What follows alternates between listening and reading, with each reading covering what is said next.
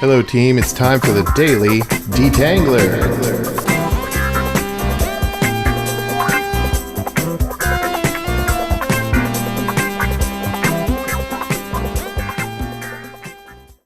All right, being something different. What do I mean by being something different?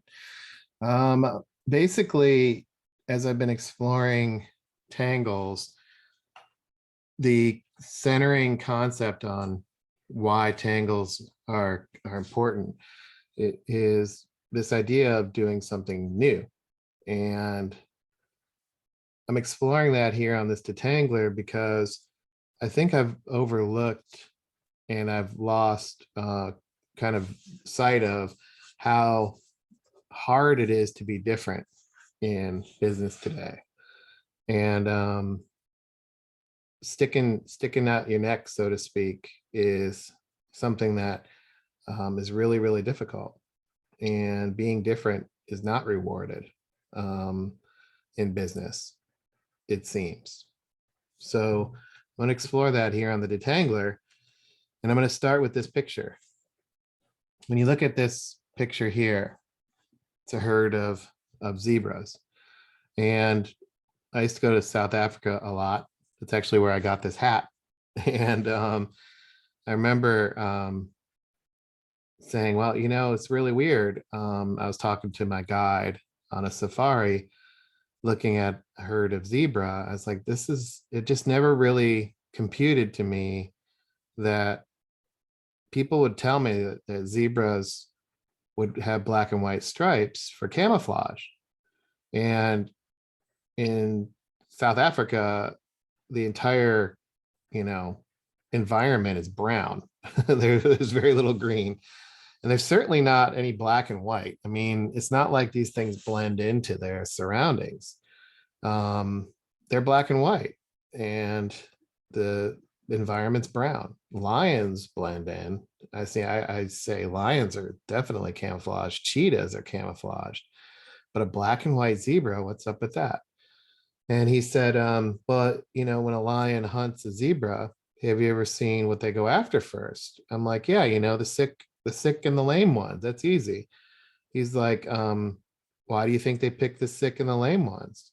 I was like, well, that's because they're easier to catch. He said, no. I mean, a lion can catch a healthy horse. It probably would rather catch a healthy horse. It's more yummy. Why would they want to catch a sick or lame zebra?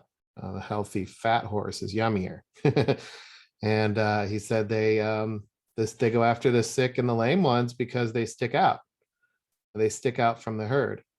And the reason why a zebra is camouflaged is not to blend into the environmental surroundings.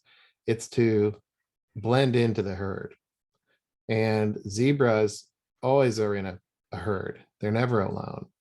And the reason for that is simple. If you pick out a zebra here and then close your eyes for 5 or 6 seconds and then try to find that zebra again, it's hard to find the zebra. In fact, how many zebra heads do you count on this picture? They're blending into each other. They're blending in and camouflaging against the herd. And that's an interesting thing to think about when driving change. I see this phenomenon a lot. And I was big on this as, I fancied myself a change agent, but in reality, I wanted to blend into the herd. And the more I stuck out from the herd, the less I was rewarded in many cases. And it created a lot of challenges and a lot of anxiety and a lot of blowback the more I stuck out from the herd. So we asked people to head across the bridge. And as I've explored tangles and what those tangles mean, the tangles are holding people back from getting across the bridge. They're barriers to sticking out from the herd. They're not barriers in so much as lack of skill or lack of motivation. They're holding us back to blend into the herd. The tangles want us to stay in the pack. And they pull us back to the status quo. They pull us back to the herd. They don't want us to be out on the bridge by ourselves. They pull us like a magnet back into blending in. And that's the challenge. I think everybody that I talk to wants to do a good job, and they want to do it well. And then I believe that, and I've seen people really spend a lot of time trying to get things right. And I believe people want to do what's right, and they want to do a good job, especially if they're in sales and marketing. They want to be successful, and when they want to do it well, they want to do a good job. They want to do what they know, and they want to do what they can, and that is rewarded. That's what the herd asks them to do. And doing the right things mean doing what you know and doing what you can. And then doing things right, it's what you believe is right based on what you've been taught. And doing what is best is based on your thought or your opinion, based on what you've known and what you think is best. And then there's this idea of, doing what they want. And that's reinforced by this understanding that what you want to do or what that person wants to do is the most important thing. That's how I used to think about it. What I want to do is more important. What I believe is more important. What I think is best is what's right. And I want to do it well. So I'm going to do what I've done 1,000 times because I'm really good at it. And the challenge with that is, what is it? What is it in that case? Do it well. Well, what is it? And a lot of times, people don't explore that. And that's part of being a change agency, is helping explore it. And I used to never think about what it is. I would just do it. And then what is right? This one's interesting. We want to do the right thing, but who defines what right is? And who defines that in the context of a growth ecosystem? What is right? And if I'm left to my own devices, will I define what's right correctly, or will I define what's right for others? And then why am I doing it? Why am I doing it? For whom? And there's not a lot of discussion on that. And this lack of discussion, this lack of what is it, what is right, who are you doing it for, pulls us back into the herd, because we're not having these conversations. We're not getting across the bridge. It's impossible sometimes to even bring these things up without a lot of blowback. I mean, if we look at the herd mentality, there's this idea of where the normal is and what is normal. And the herd rewards normalcy and status quo. And if we think of that herd of zebras as a tribe of people in their business suit, the normal tribe has people in it, and others are outside of it. That other person outside of it, is a change agent. They're not in the herd. They're considered outside the herd. And their background, their status, their perspectives, and their focus on why and what actually separates them from the herd. And when they engage in the herd, there are people who are defensive and those that are receptive. I don't know what percentage you would get, but as I've tried to be a change agent, I find more people defensive than accepted or receptive. And the defensiveness piece, there's a higher volume of people defensive. And then also they're the loudest in a lot of cases. In a lot of the transformations that I've been a part of, you can actually get down to the point where there's only one or two people being loud, but they have a lot of, weight. And, how do we help them be receptive? Because as a change agent, I was not doing the normal stuff. I was outside the herd. I was not fitting in. I was not camouflaging myself against the others. I was sticking out, and I'm not normal. And so, in that regard, people have to make a choice to be defensive and choice to be receptive. And how I showed up and actually how I carried myself oftentimes drove people to one or the other. And I underestimated that by a factor of 100, that a lot of the times it's based on just relationship, because there's not a huge appetite to explore what and why and stick out from the herd. People will have to trust you, and you can't make them feel like crap. but yet they're emotionally angry, and they have a choice. They have a choice to lean into be receptive to change, or a choice to be defensive. And most are not aware of the choice that they make because it's hardwired in their head. And if you surface that, it really gives people heartburn. So I've seen and been a part of two scenarios where, hey, I'm not normal, and I believe that's okay. And somebody said, hey, you're not normal, and that's okay, and join me outside the herd. And they've come outside of the tribe, they've come outside the herd and joined me. Now there's two of us out there. And that person's like, now you're both not normal, right? So how many people does it take to get outside the herd to create new camouflage, to create a new sense of belonging? Two people outside the herd still felt risky, and it still felt like we were not fitting in. So how do we help people feel rejected from the herd and accepted in the change? Because they, a lot of ways people feel like they're leaving the main herd and they're out on a limb.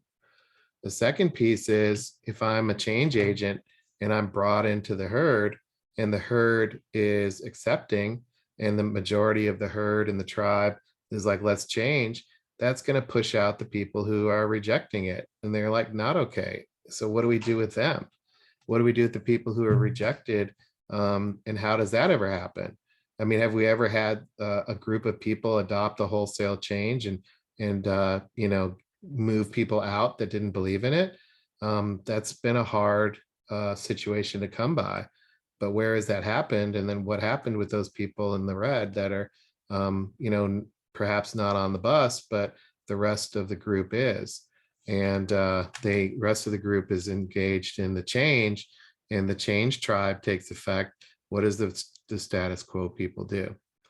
And that's there's techniques maybe and approaches, but there's a there's a difference between being accepted as a change agent and then being rejected as a change agent, and having somebody also choose to be rejected as a change agent. So when I think about what I went through, or kind of my background in accepting change, there was this feeling that I was sticking out against the herd. And in the military, we would have this saying of toe the line, accept the authority, the principles, and the policies, and toe the line. You got to toe the line. You're a captain in the Air Force. And toe the line meant don't stick out from the herd. You got to stick in and be blended in with the herd. And in business today, when people stick out and they decide to move away from the tribe or the herd, they might feel it's risky because they might get eaten by that lion, or they might feel lonely that the herd is going to leave them and they're out on a limb. They might feel and be treated like they're highly disruptive, because the more they engage outside the herd, the more the herd has to deal with them and spend time on them because they're different. And the herd doesn't want to do that. The herd wants peace and quiet. And then it can be painful to be outside the herd, because the herd will pick you apart. They'll tear you down and talk about you and come up with reasons why you're all alone. And like, it's justified, it's warranted, you deserved it. Something's wrong with him. He's broken, he's sick, he's lame, he doesn't have structure, he's not disciplined, or he's overly academic or whatever. So he's not part of our herd. So yeah, that's painful. It's tiring, because to be a change agent outside of a herd, the herd's not going to help. So you're fighting this herd the whole time. And then targeted, the herd actually may turn on you. And I mean, anybody that's known me in one of my past lives, I got super paranoid. I knew I was being targeted, and I didn't know what to do about it. And people were actively undermining me with HR and other groups to turn people against me, even people that I considered friends. And I felt targeted. I got super paranoid. And that whole idea of sticking out from the herd is a emotive thing for me to reflect back on, and to choose not to blend in. And by choosing not to blend in, it's put me at risk, and it's affected me in the wallet. It's affected my family life. It's affected a lot by choosing to be different. And that leads to why am I doing it? It also leads to this understanding that that it's really hard to break free of the status quo. If you take a look at these crabs in the bucket, I don't know if you've ever heard of this concept, but there's a crab mentality. Let me tell you the story of the crab mentality, and just watch. None of these crabs will be able to escape, even though there's no lid on it. One time a man was walking along the beach and he saw another man fishing in the surf with a bait bucket beside him. As he drew closer, he saw that the bait bucket had no lid and had live crabs inside. He said, "Hey, why don't you cover the bait bucket so the crabs won't escape?" And the man said, "You don't get it. If there's one crab inside the bucket, they would probably figure out how to get out quickly. However, when there are two or more crabs in the bucket, if one tries to crawl up the side, the other crabs will grab it and hold it and pull it back down inside the bucket so they can share the same fate as the rest." I used to see this when I was teaching entrepreneurship in South Africa in the townships.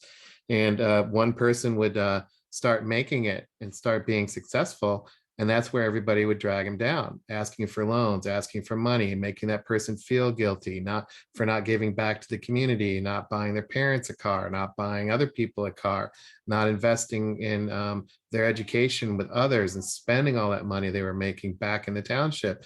And there were some super harsh conversations with these people that supposedly loved and cared for this entrepreneur, and they would just, make them cry because they were being successful. And that's the crab mentality.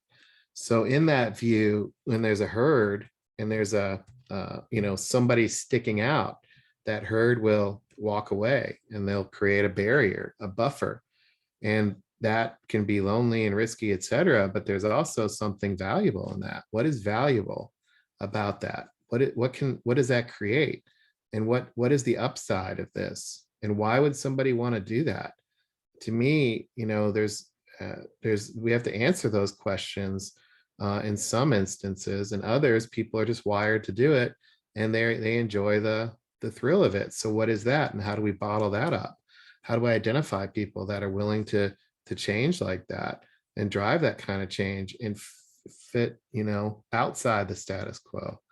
And how do we help people break free? I mean, for me, one of the interesting things is to think about a company and the layers, if you will, kind of shorthand here for the landscape layers, but the strategy, the organization, and the team and individual.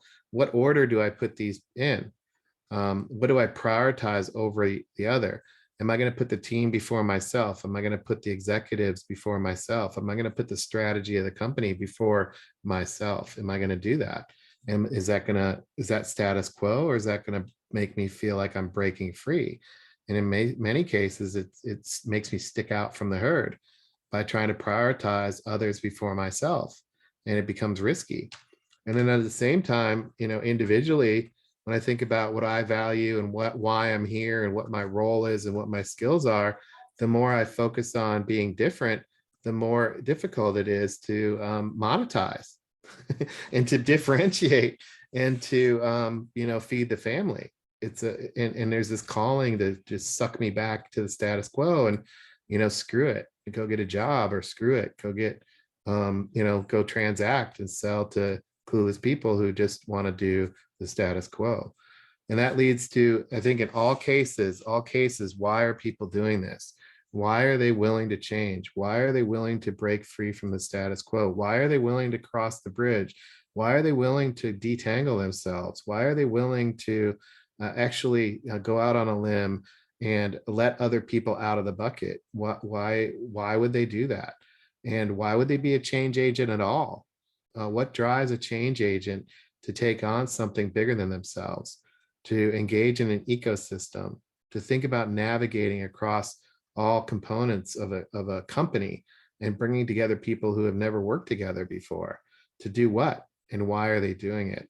And there's value in that, but why is it so hard to realize that? And why do people pull you back? And why is the herd required camouflage especially in today's environment. And this idea of what do I put first leads to, leading with me, having courage to say, why am I here? And putting it down and trusting the process that eventually it's going to work out, that things are going to be fine. And really asking the hard questions about what does it take to be a change agent? Can I be a change agent myself? And what does it mean to be outside the herd? And how do I create safety and security and value and monetize differentiation? What does that look like? And what's the value I create for others so that 1 + 1 = 3, and to get us there faster? And I think these are questions that change agents might wrestle with, and they're certainly likely wrestling with the environment, that crab mentality that's pulling them back down, which is probably why seasides are important. How do we help people get out of the bucket? And that's been today's daily detangler on thinking about what Cindy was likely dealing with at Omnitrax, and then also thinking about just my own past journey and how hard it's been to continuously try to evolve and differentiate and get outside of the norm, the status quo. Look forward to your feedback.